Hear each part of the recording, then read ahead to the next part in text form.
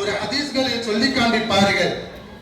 இந்த உலகத்தில் வாழக்கூடிய காலகட்டத்தில் நம்மிடத்தில் இருக்கக்கூடிய வருமானங்கள், நம்மிடத்தில் இருக்கக்கூடிய பொருளாதாரத்தை வைத்து இந்த உலகத்தில் வேண்டுமானாலும் உயர்ந்த அந்தஸ்தை அடைந்து விடலாம். இவர் பெரிய கோடீஸ்வரர், இவர் சொல்வதைத்தான் நாம் கேட்க வேண்டும், இவர் தான் இந்த ஊரை வாங்கி இருக்கிறார், இவருக்கு கீழே தான் இந்த ஊர் கட்டுப்பட்டு நடக்குது என்பதாக இந்த ஊரில் இருக்கக்கூடிய மக்களுக்கு மத்தியில் வேண்டுமானால் அவர் வாழ்ந்து விடலாம். ஆனால் அல்லாஹ்விடத்தில் உயர்ந்த அந்தஸ்தை, உயர்ந்த இடத்தை பெற வேண்டும் என்று சொன்னால் அவர் வைத்திருக்கக்கூடிய பொருளாதாரங்கள், அவர் வைத்திருக்கக்கூடிய வருமானங்களை வைத்து மறுமையினுடைய வாழ்க்கையை அவர் தேட வேண்டும்.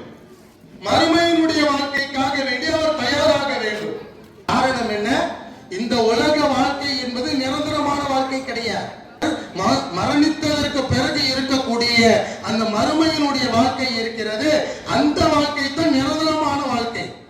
அந்த வாழ்க்கைக்காக வேண்டி நாம் என்ன செய்யணும் அப்படின்னு சொன்னா, இந்த உலகத்தில் வாழக்கூடிய காலகட்டத்தில் நம்முடைய வாழ்க்கையை தயார் செய்து கொள்ள வேண்டும். தயார் செய்வதுனா எப்படி தயார் செய்வது?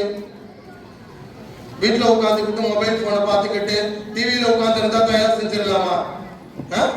வீட்டுல உட்கார்ந்து இருக்கிறோம், 24 மணி நேரம் என்ன செய்யறோம்? வீட்டிலேயே இருக்கிறோம் அப்படின்னு சொன்னா, அந்த இல்லத்தில் இருக்கக்கூடிய அந்த நேரத்தில் நாம் நம்முடைய செயல்பாடுகள், நம்முடைய தன்மைகள், நம்முடைய செயல்முறைகள் எப்படி இருக்க வேண்டும் என்று சொன்னால், அல்லாஹ்விற்கு மிக பிடித்தமான, அல்லாஹ்விற்கு மிக விருப்பமான செயல்களாக இருக்க வேண்டும்.